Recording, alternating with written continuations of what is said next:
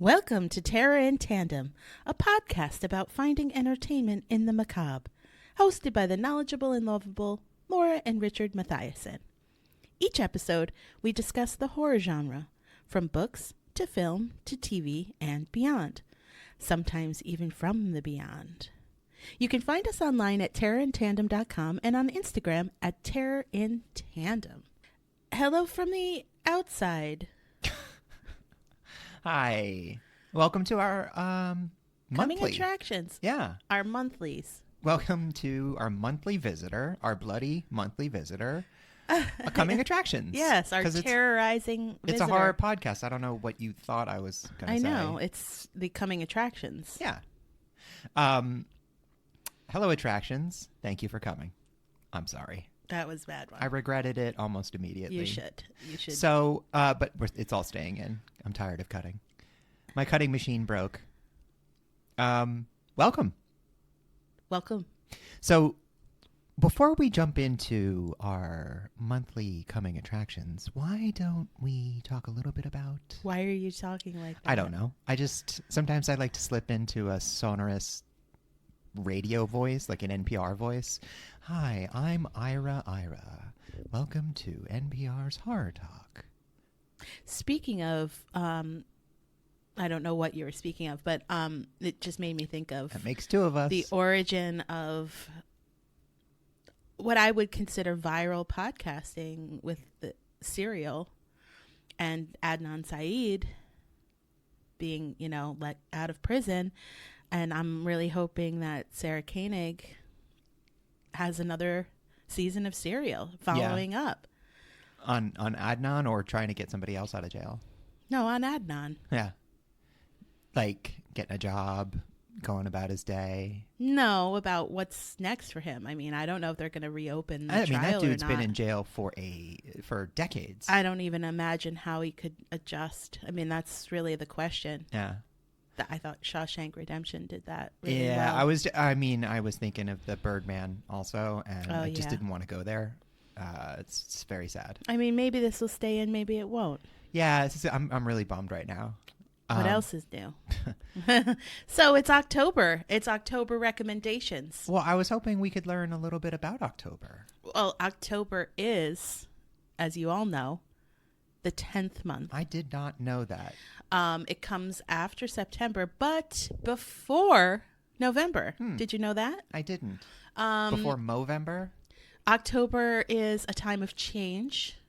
I love I think it's my favorite month. Time change and season change. I always forget about that. The trees are changing their clothes. Little peepers. It's peep season, peeping. Yeah. We're from the Northeast, so that's like a thing. Yes, it's they do all these maps. Yeah, there are interactive maps of like when it's starting to peak and then prime peak and then post peak. Yeah, it makes the commute. I nice don't think for those are the weeks. terms, but past peak I know just is call it one peeping, term. Peak peeping. Peak peeping? Yeah. You know what? Peak It's peeping peak season? Peepers? peeping. Peak peeping. If you go climb a mountain. Oh, right. Climb a mountain in mid-October in Vermont, and Yeah. it's peak peeping. Yeah. And if you hide behind something and just take a quick peek, that's a triple peak. If you're peeing on the top of a mountain. It's a peek pee? No, it's a peak peeing. Is anyone still listening? Peeping. Oh, God. I feel like we've lost everyone by now. Those are some good lip twisters. Because it doesn't twist my tongue. Even our Peas cat don't is twist my tongue. Trying to leave. But, they twist my lips. So, October. It's a month, and it's got things coming out in it. And some of them might be worth watching. And those are what we're going to be talking about. I know reading. you're here to listen to our recommendations and not at all our ridiculous humors. Yeah. Our humors. Or like our bilious humors. I had another late night again of violent barfing. Well, my yellow bile is out of balance with my black bile. Ew. Oh, God. Yeah. The four medieval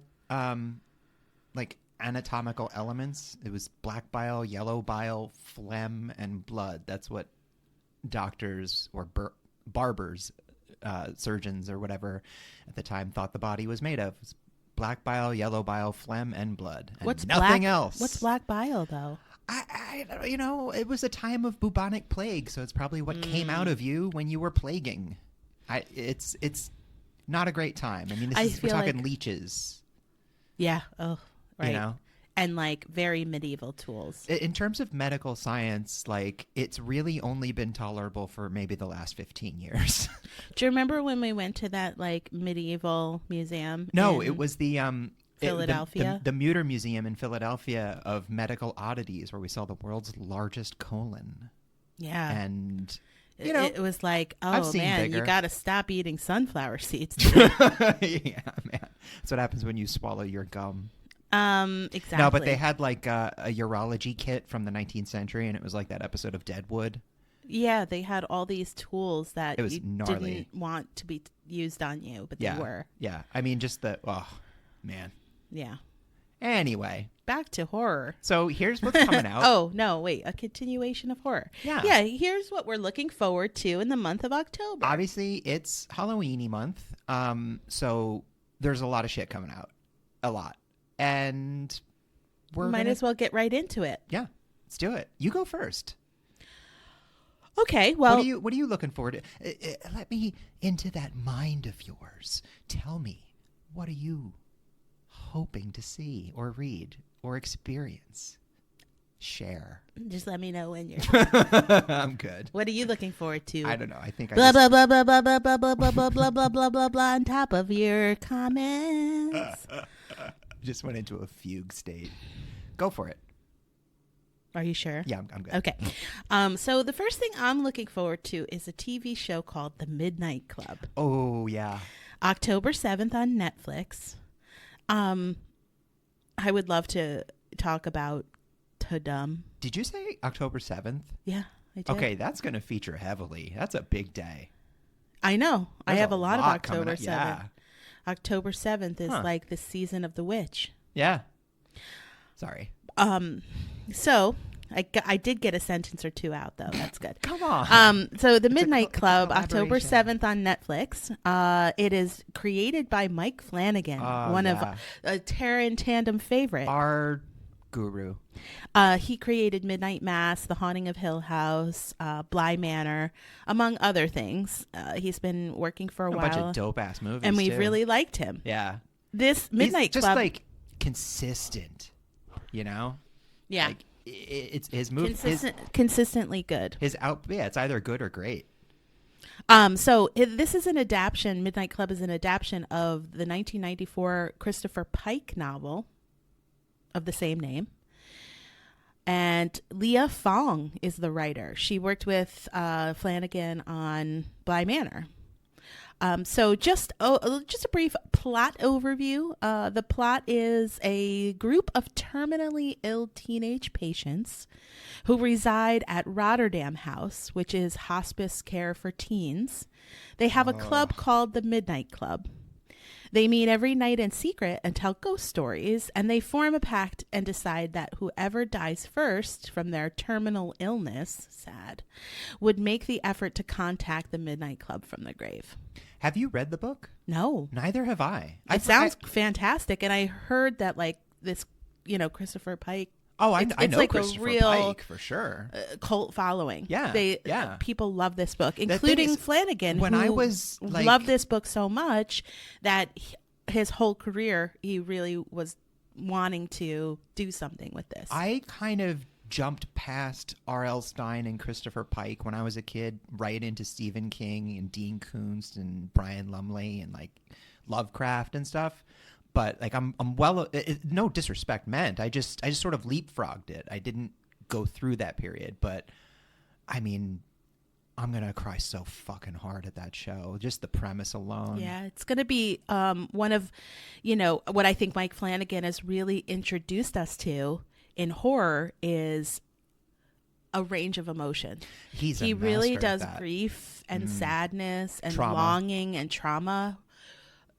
Right abutted against horror elements, and it's a really range of emotions is what you go through with Mike Flanagan work.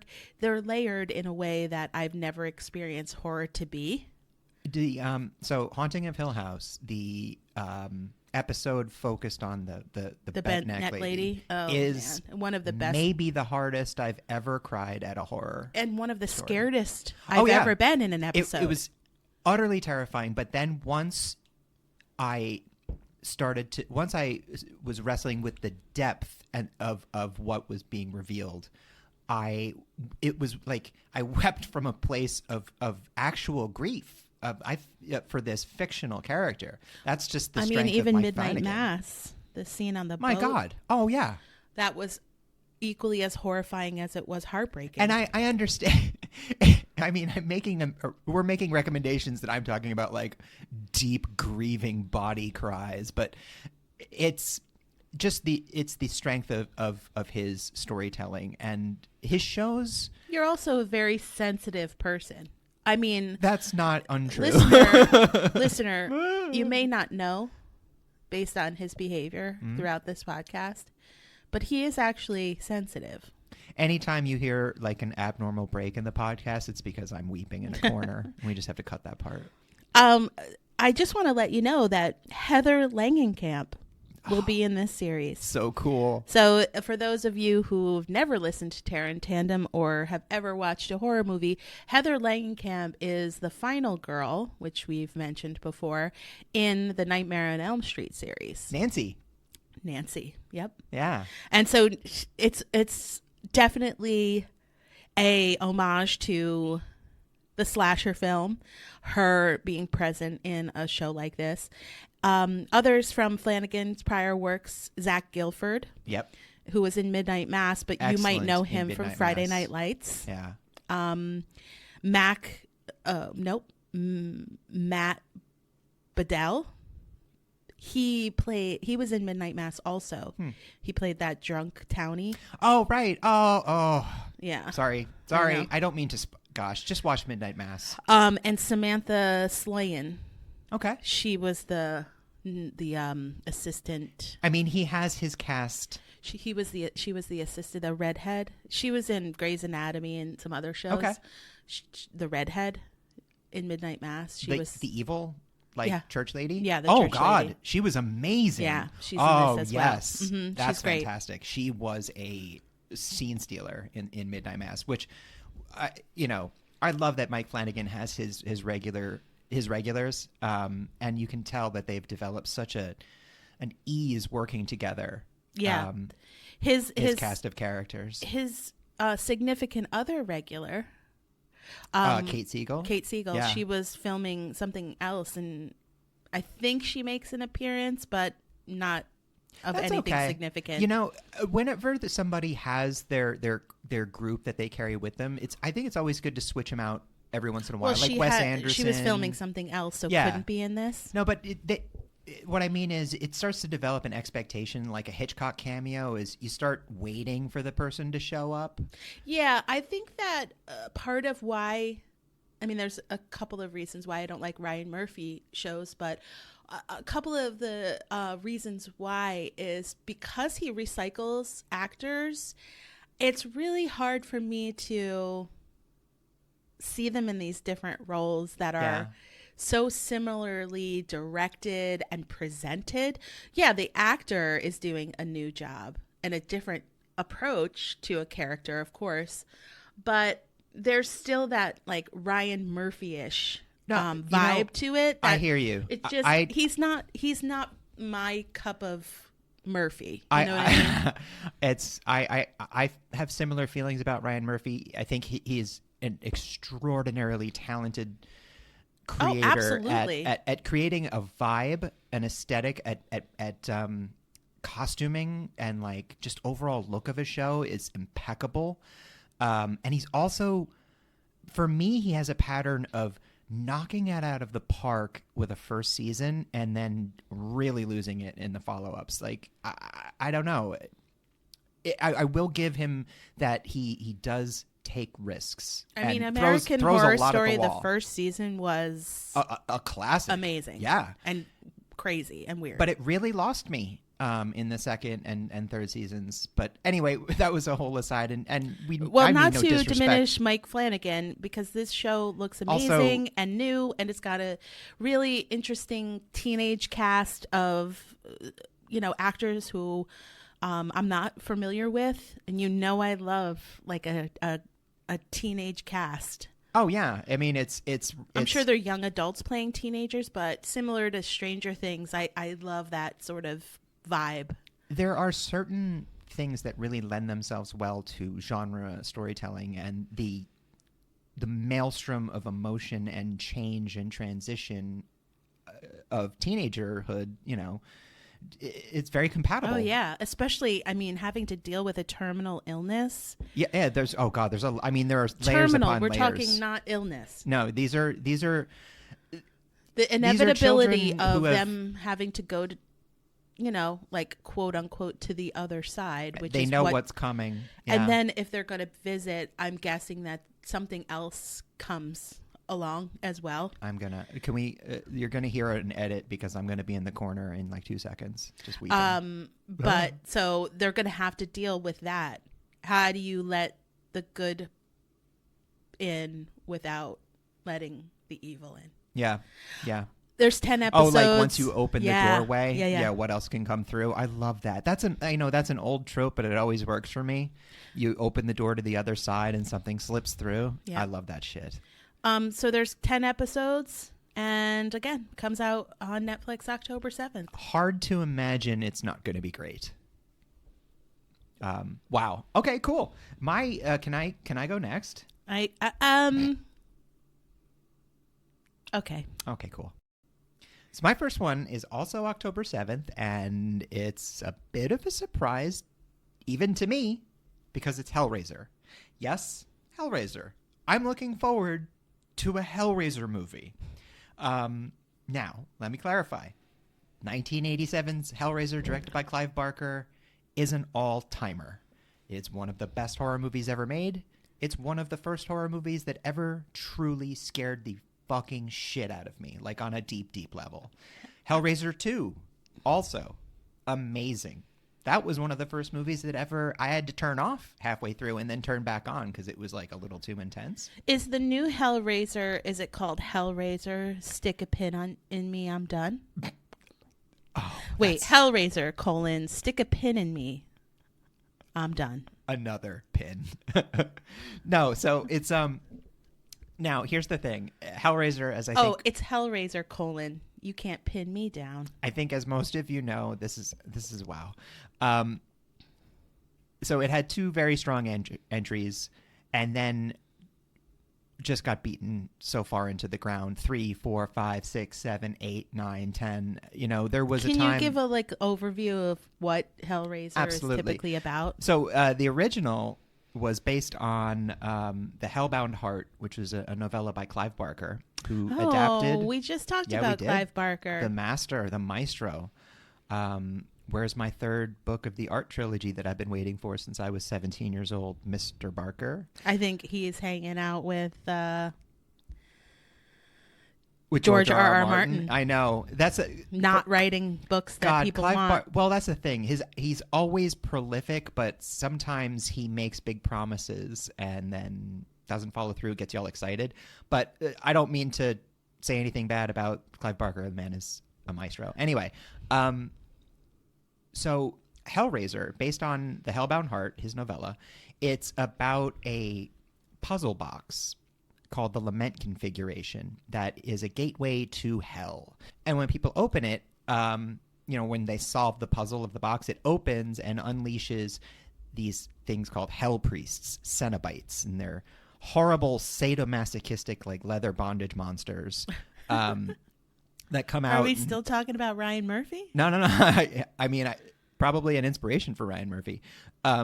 They come out and they say all sorts of creepy things about suffering and tears, and they rip you to pieces. And the head hell priest, who in the novel and in the novella and the follow-up book, The Scarlet Gospel, is just known as the hell priest.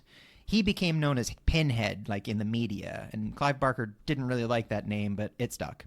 That was played in almost all of the sequels by and the original by Doug Bradley, who made the role his own. Is his name the Hell Priest? In the book, yes. He's just known as the Hell Priest. Gotcha. And his sort of like species or whatever of demon is that it's called a Cenobite.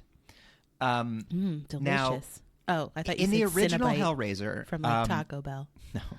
In the original Hellraiser, Ashley Lawrence plays a young girl who played Kirsty, I think is her name. She unwittingly opens the box and summons the Hell Priest and the Cenobites. It's awesome. See the movie. It's got a great score by Christopher Young. It's really incredible.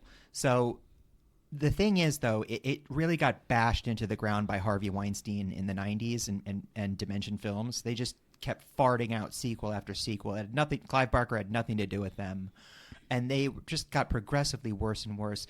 With one exception, Scott Derrickson's debut movie was the 8th one, I think, and that was actually okay. It's quite a commitment. Yeah. To be in the Hellraiser verse. The reason I am so excited about this is, number one, Clive Barker has the rights back. He's involved again. Number two, this movie is coming out on Hulu, which, after Prey reinvigorated the Predator franchise, which had also been run into the ground, Mm-hmm. I am very interested to see if they can follow that up with another franchise that has been destroyed. Right. So the main reason I'm excited about this, though, is it is being directed by David Bruckner and written by Ben Collins. Now, David Bruckner and Ben Collins are responsible for the incredible Ritual, the adaptation of the Adam Neville novel, The Ritual. It's on Netflix. I very much recommend that. They are also responsible for what might have been my favorite horror movie I've seen this year, The Night House, on HBO Max with Rebecca Hall. Mm-hmm. An incredible, mature, very scary movie. So that alone has me intrigued. Now, this version of it's been through a lot of different incarnations. It was at one point it was going to be written by Marcus Dunstan, who did The Collector. It was going to be directed by Alexandra Bustillo and Julia Mowry, who are the directors of Inside and Levid. Mm-hmm. It's been through incarnation after incarnation, and it landed with David Bruckner. And honestly, I can't imagine a better director. Now, the real interesting thing about this is Doug Bradley has retired the role of Pinhead.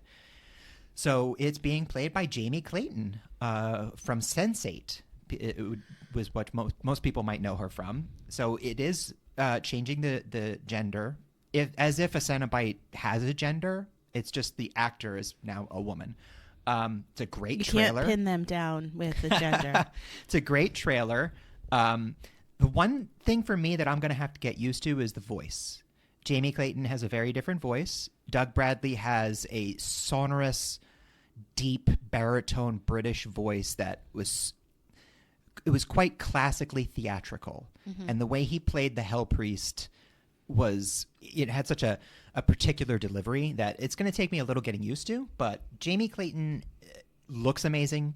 I've heard great things. I'm very excited. So the basic plot of this is newcomer Odessa Azion plays Riley, who's a troubled young drug addict who gets hired by, I guess, I'm putting this together from the trailer, what looks like a creepy rich guy, hires her to unlock the puzzle box, the lament configuration that is in his possession. And it looks a little different this time around, which is kind of cool.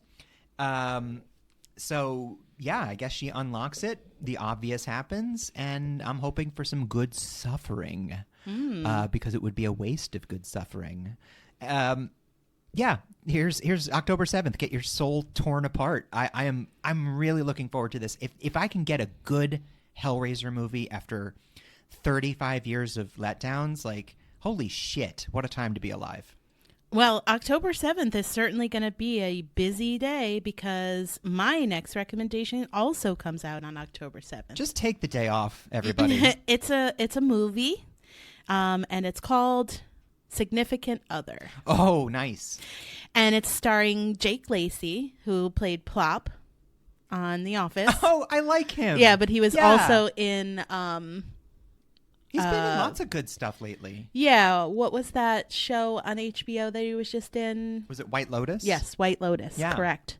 And he's been in a bunch of stuff. I think there's probably like 4 named characters. Really, it's been interesting to see him playing kind of like creepier, more nefarious characters, because on The Office he was like young Jim. He was like sweet. Yeah, he's going to be in a new show also that is it looks A Friend of the Family, it's called, on Hulu, and basically I think he kidnaps this kid. I mean, like, good for him. I'm glad to see him, embracing his creepiness. No, just getting work, basically. I liked him on The Office. I thought he was charming, and More importantly, though, it stars Mike Monroe. Oh, our girl. Oh, yeah, she's the best.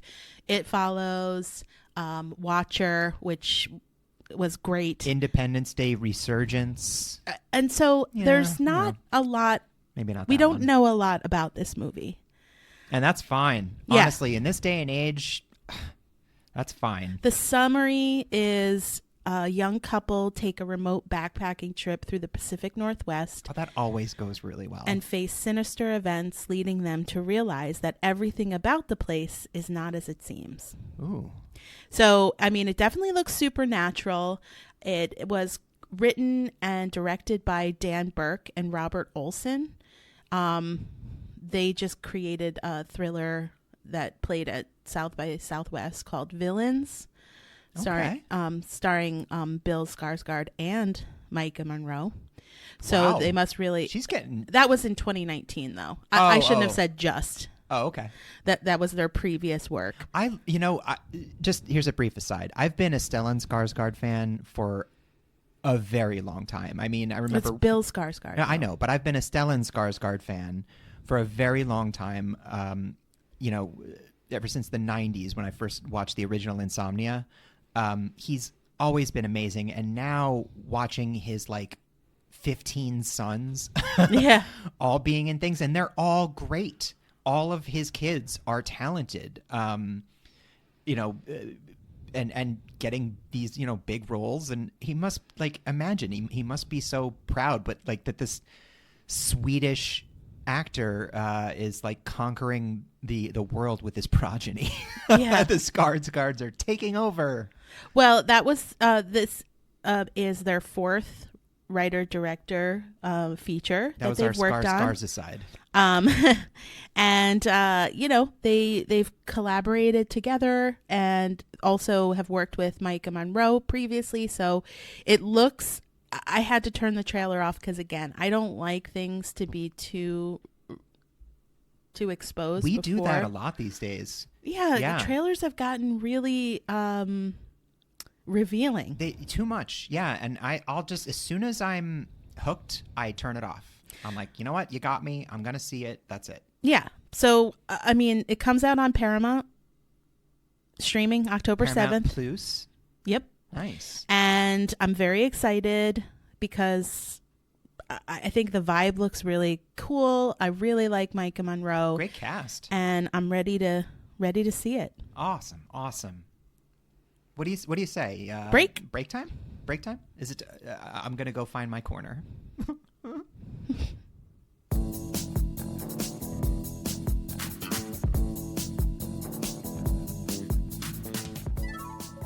It's been a long road to growing the perfect clone, and a bumpy one at that. Sure, you've made mistakes. The path to greatness requires breaking a few clone eggs, after all. But now that you've got your genetically identical assistant in place, the question remains: what to do with all the hideous corpses of your failures? Well, why not call Boys from Brazil Clone Disposal? Using our patented clonoscopy procedure, we'll terminate and extract any remaining biomass from your life tubes, leaving behind a clean lab with a fresh lavender scent.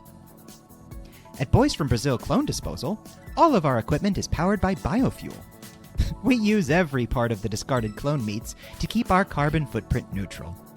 Or, for an added fee, we can render your discarded husks down into nutrients for your viable experiments. So skip the muss, skip the fuss, skip the staring into your own face as you navigate the murky ethics of purging your infant duplicates. Call Boys from Brazil Clone Disposal and let us sweep up your malformed homunculi under the rug so you can get back to mocking God. This is a fake ad for a fake product on a horror-themed podcast. Do not clone humans or hire people to dispose of the cloned humans you should not have made.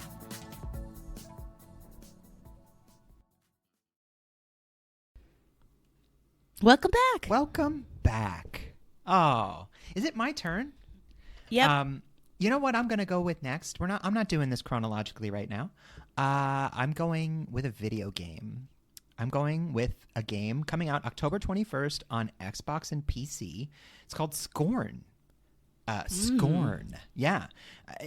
I'm excited about this one. It's so it's a first-person game. It is it's not quite a shooter. It's described more as like a first-person adventure puzzle type game, but the hook for me is it's very H.R. Giger inspired, David Cronenberg inspired. Right. I won't be watching that. Yeah, playing that body horror. Yeah, exactly. Well, it's like goo, lots of slosh, like techno-organic, biomechanical, goopy, plugging your body, augmenting your body, plugging yourself into things. The aesthetic looks very much like, like in the Alien movies, and they're walking down those corridors that look like rib cages. Yeah, it's kind of like that. So anybody familiar with H.R. Giger, knows his style and knows that it's been, it's been in video games for decades. System Shock and things like that. But this one, there's no dialogue, and there's really no exposition. You learn by exploration. It's the first game from this studio. It's been in development for about 10 years. Started out as a crowdfunded project. Then Microsoft saw it, got really interested in it, and bought the studio and gave them a bunch of money and said, make this thing big. So it's gotten some really good buzz. The trailer is... Speaking of Doug Bradley, our original Hell Priest, the trailer's narrated by Doug Bradley. So wow. Talk about vibe. It really, really sets a certain tone.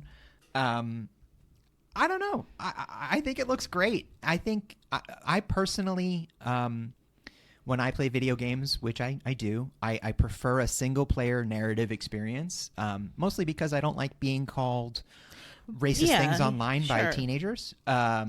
I like single-player, deep narrative experiences, which this looks to be. I don't like games that hold your hand too much, and this looks like a nice mix between not too difficult that you're like throwing your controller across the room, but hard enough that it's rewarding. Yeah, and it looks gooey as hell. So yeah, I mean, to hear the sound in the headphones will probably be real.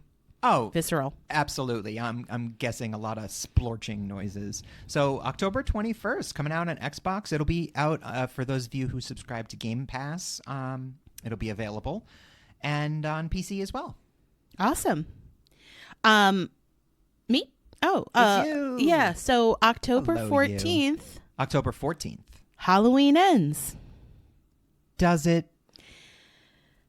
I don't know. I mean, this iteration does. This incarnate, yes. This version of it will end, yes. So, just a couple of things to note. That this Halloween Ends is going to take place 4 years after the events of Halloween Kills. Laurie Strode is living with her granddaughter, Allison, who is in Halloween Kills, and she's finishing writing a memoir. Michael Myers hasn't been seen since that end of the last movie, and she's trying to liberate herself and embrace life. Well, yeah. I mean, that's interesting because there was no time jump between the first and second movie. Right. It literally, the second movie happened like seconds later.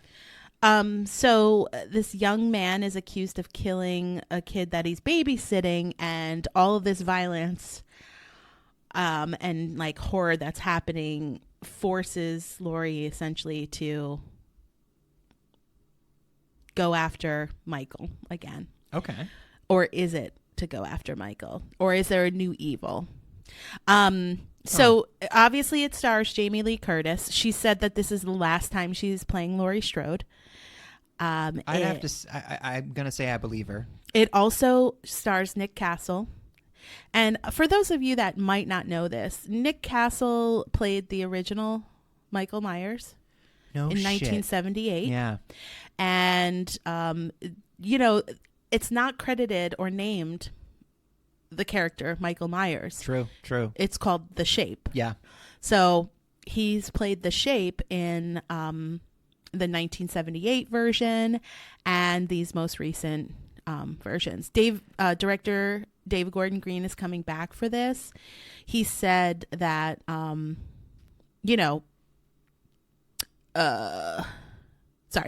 he said Nick Castle is going to return for some of the scenes, and then James Jude Courtney is playing Michael for the majority of the films. Yeah. Well, that's really cool. Yeah. I have to imagine Nick Castle is advanced in years at this point. Yeah, absolutely. Yeah. So in the trailer, Laurie is wearing the same clothes she wore in the original 1978 Halloween film. Oh, wow. That's so cool. Jamie Lee Curtis kicks so much ass. She just is the best.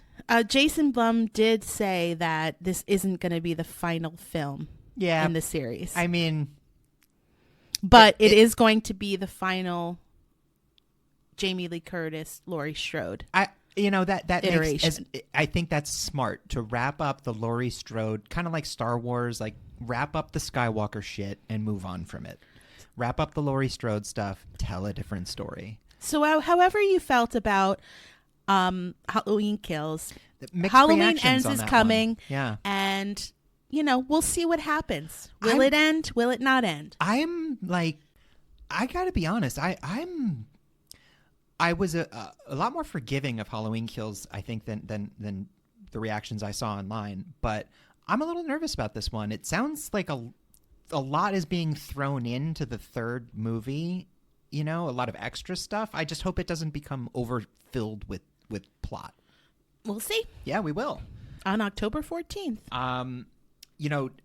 Just an aside, the next franchise reinvigoration treatment that David Gordon Green will be doing after Halloween with Jason Blum is The Exorcist. Oh. It's going to be redoing The Exorcist in sort of the same manner of treating the first movie as canon and ignoring the sequels. Mm-hmm. And Ellen Burstyn has signed on to reprise her character. What a treat. My absolute favorite actress of all time, Ellen Burstyn. Yeah. Yeah. So don't fuck that up, guys. Anyway, my next one is, and I'm really, really looking forward to this. It's Wendell and Wild, coming out on Netflix on October 28th. It'll be in some theaters on the 21st, but everyone can watch it Netflix 28th. So Wendell and Wild is Harry Selick's new movie. Harry Selick is the genius, mastermind, maestro, I can't say enough, guy behind Nightmare Before Christmas and one of our all-time favorites, Coraline. Great book by Neil Gaiman. Yeah. Amazing adaptation by Harry Selick. And I'm not the biggest animated film fan, but I did love Coraline. Harry Selick works in stop motion, which is punishingly difficult to do. I mean, it's an unbelievably slow, painstaking artistic process. Isn't that what Guillermo del Toro's Pinocchio? Yes, I believe it is. I'm really looking insane. forward to that. Yeah. I'm really looking forward to that. We'll get to that maybe in another episode. But Wendell and Wild is Key and Peele. It's another. It looks a little bit closer to Nightmare Before Christmas than Coraline. Coraline was legit scary. So Wendell and Wild, it's got an amazing cast. We've got Jordan Peele, Keegan-Michael Key, Lyric Ross, Angela Bassett, and Ving Rhames. Wow. Just Angela Bassett and Ving Rhames' voices. Oh, that's going to be Have you seen Angela Bassett lately? Have I seen Angela Bassett lately? She was just at the Emmys. Oh, my Lanta. I don't mean to. I hope this isn't inappropriate. Extremely beautiful. She's always been, but sometimes you just forget. And then when you see her again, wow. I never forget. I've had a massive crush on Angela Bassett since Strange Days came out, I think in 1997 with Ralph Fiennes. She's my queen. She is the best. Listen, no offense to Halle Berry, but when they cast Halle Berry instead of Angela Bassett as Storm in X-Men, I was like freaking out. That was bullshit. Anyway, sorry.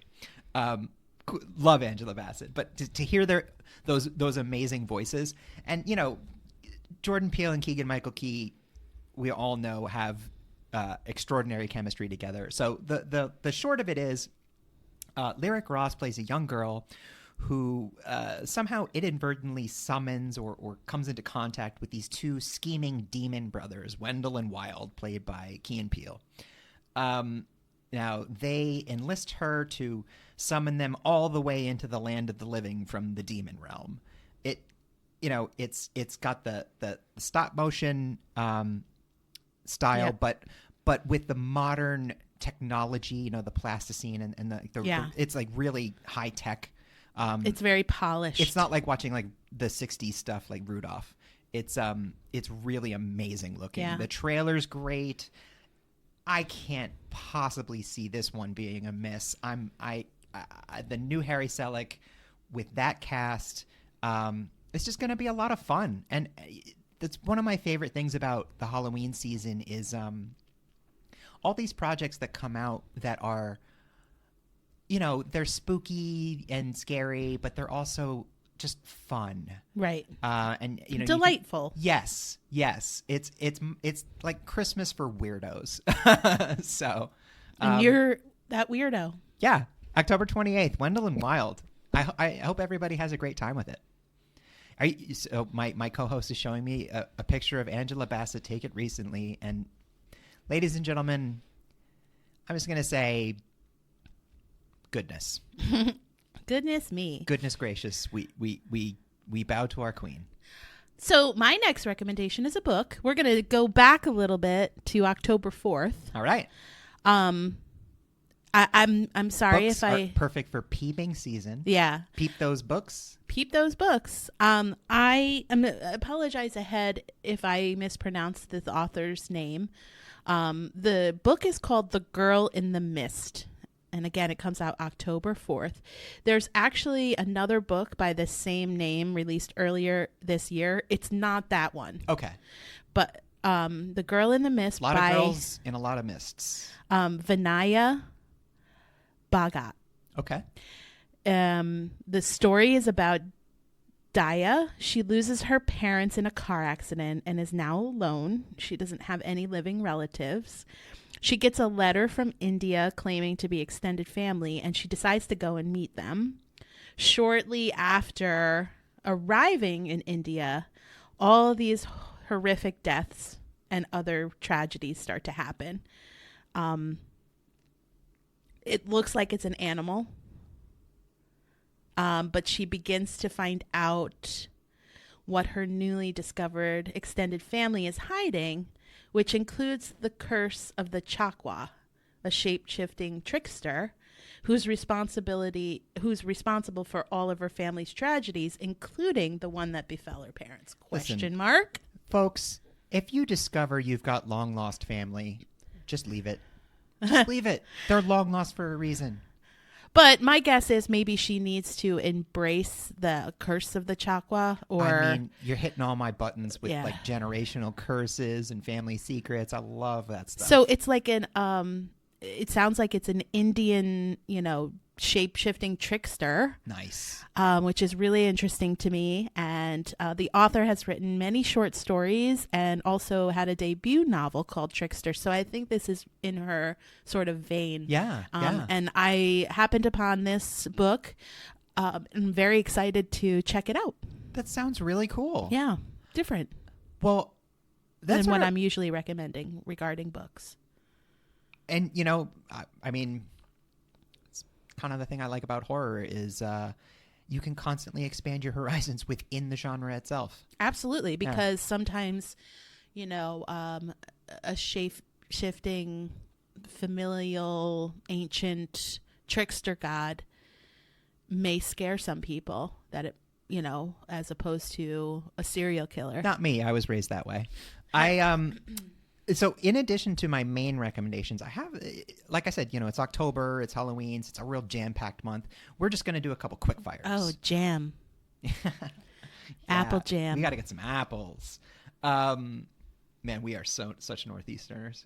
So also coming out on October 7th on Shudder, and we love Shudder, is Dark Glasses. And this is notable because it is the return of, it's not like he really went away, but it's the next film by Dario Argento. Oh, wow. Still at it. The maestro himself. Now, you can't keep calling everybody a maestro. I have used that word a lot. Yeah. And I'm gonna slow down with it. I think you're concertining yeah. the word maestro. All right. Fair. That's very fair criticism. So here's the thing. Dark Glasses. Coming out in Shudder. Don't make passes at men with dark glasses. It is Argento's return to giallo. After his last few films have been more supernatural. Dracula 3D and Mother of Tears were more supernatural. This one is kind of a return to his old sleazy 70s style, starring Elenia Pastorelli as Diana, who is described as a quote-unquote high-end sex worker. So I guess expensive? Yeah, that's what that means. Yeah. So she gets blinded in a car accident Acting that also like you don't know. kills a but. Yeah. Look at me with my high-end sex workers. Just making it rain in all right. You should just Krugerrands. cut all that out, but anyway, so Elenia Pastorelli plays Diana. She's blinded in a car accident that also takes the life of a family. She is learning how to adjust to life as a blind woman. She befriends the only survivor of the other car, and she also befriends her trainer, Rita, who's helping her adjust to being blind, who's played by Asia Argento, daughter of Dario and star of many of his films. Yep.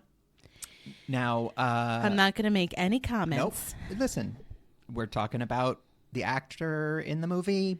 You can have your own opinions about Asia the person. Now, so the long and short of it is, Diana, there is at the same time someone stalking other sex workers in Rome. This all takes place in Rome, and slashing them up and murdering them. And Diana, now blind, is being stalked by this killer. So it's, very classic giallo. It's also got that old trope of a disabled woman being hunted, calling back to Wait Until Dark with Audrey Hepburn, when she played a blind woman being terrorized by Alan Arkin. It's a great movie. It is really good. Yeah, really good movie. Or even, Whatever Happened to Baby Jane, just in the wheelchair.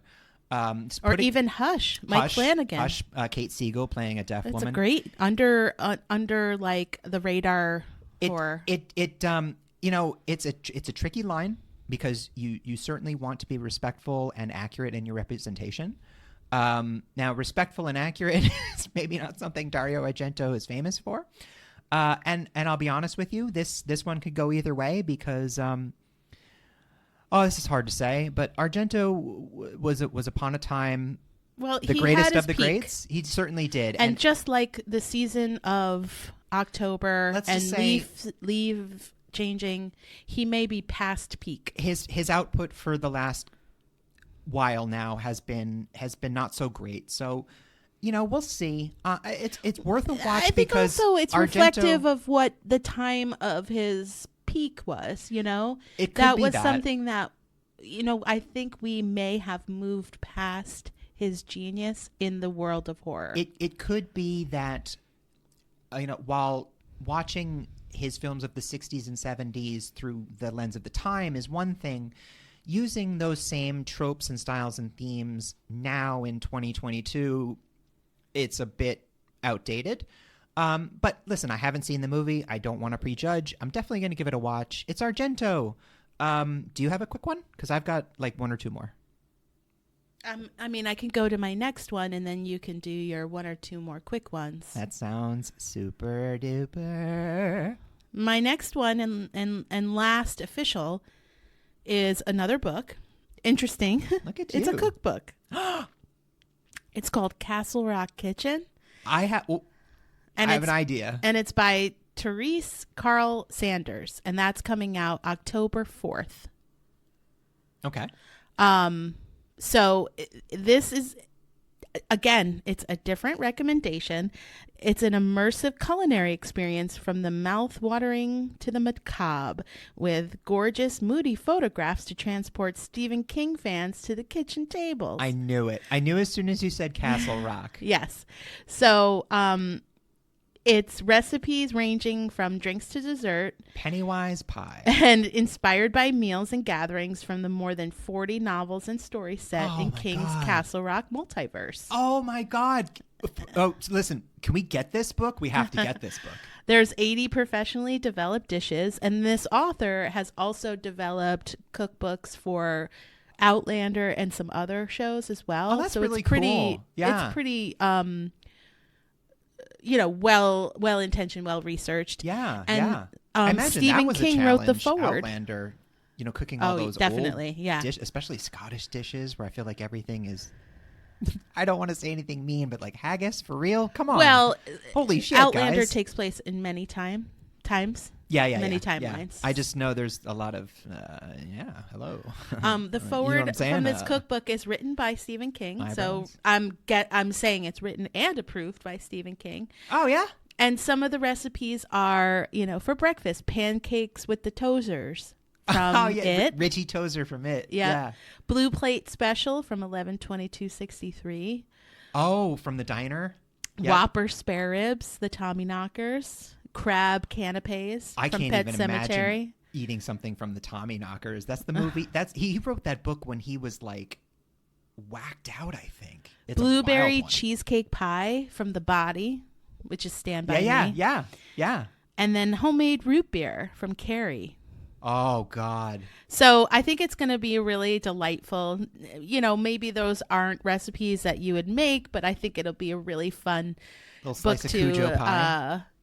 Flip through and maybe make a few recipes here and there. I just thought it was really unique and interesting. And again, forward by Stephen King. So I also believe that's his stamp of approval. It sounds like a real misery menu. That's, I know, like legit. We're gonna have to get this book. It sounds great. Misery cinnamon toast. Well, I don't know if that's one of the recipes. I just hope it's not when she made him eat a dead rat and drink like dirty soap water. Please don't put that in the book. So yeah, I got like one or two more quickies. There's another movie coming out October 28th called Pray to the Devil. That's Prey, Prey, and That's Devil. Yeah, listen, it's a little tricky when you do a play on words in the title. I don't know. It's hard to take seriously, but there is a movie with Liam Cunningham, the guy who played Davos Seaworth on Game of Thrones. Called, The Onion King. Yeah, it's called Let Us Pray, Prey, and actually that movie's pretty good. It's from 2014, so whatever. Listen, Pray to the Devil. It's coming out October 28th. Now, here's what it's got going for it. It's directed by Daniel Stamm, who did The Last Exorcism. It's a movie I really enjoyed. It's religious. It's Catholic possession, which you love, horror movie, and the twist on it is, for those of you unfamiliar with Catholicism, it's one of the few major religions that really believes in demonic possession and actually does have exorcists, but they're always men. They're always priests.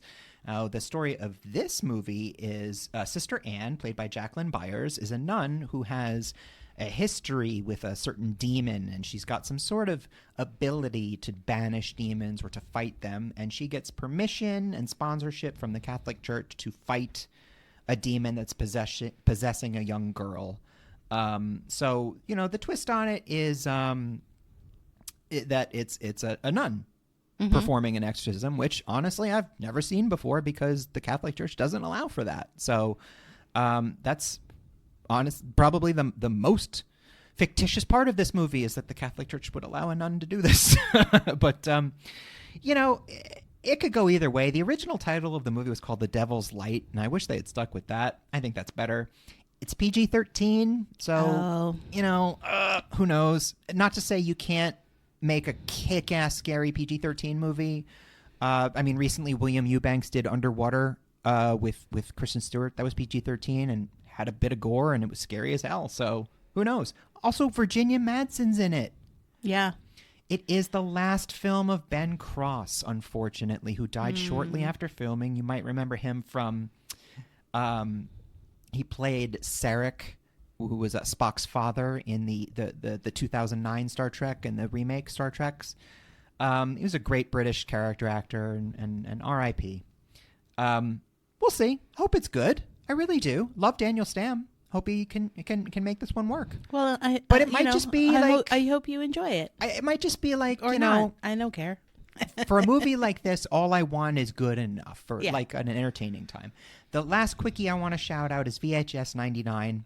It's the newest of the VHS anthology. Is that going to be on series. Shudder? It's going to be on Shudder October 20th. You know, Bloody Disgusting sponsors it. We love Bloody Disgusting. My favorite website. They're the best. So I'm, again, not so sure about this one, honestly. The VHS franchise has been really hit or miss with the pinnacle coming with the second one. Everybody definitely would remember Sanctuary, directed by Gareth Evans of The Raid and Timo Tjahjanto of May the Devil Take You, and like every other awesome Indonesian horror movie. Adam Wingard did a good segment in that one too. So VHS, the first one was meh, the second one was great, the third one was meh, the fourth one was great. You know, we'll see. This one, well, if that's a pattern, then this one's going to be meh. You know, this one, the only director that I recognized from the group, and not that means anything, but is Johannes Roberts, who did 47 Meters Down and Strangers Pray at Night, which I actually pretty liked. It's got that got that infamous swimming pool scene that was really tense and quite something. But I don't know. We'll see. Yeah. Hope it's good. I do like a good anthology, and but the nature of an anthology is it's usually there are some strong segments and some weak ones, and the best you hope for is that there are more good than bad.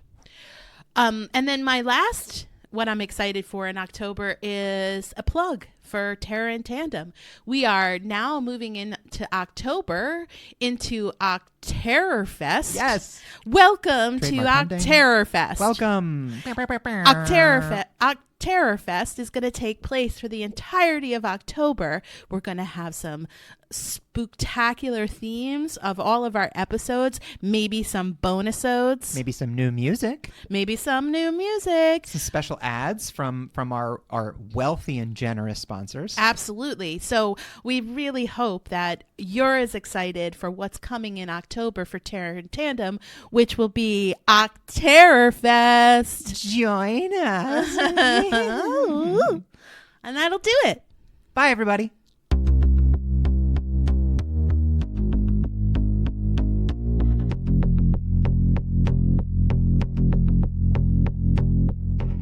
Terror in Tandem is written, produced, and recorded by Laura and Richard Mathiasen, and edited and mixed by Richard Mathiasen. Our theme was written and performed by Carrie Denver, and all other music was written and performed by David Hispanic. All opinions expressed on this podcast are our own and should be taken as such. Thanks for listening, and please remember to give us a like, a review, and subscribe wherever you get your podcasts. See you next time. We're static.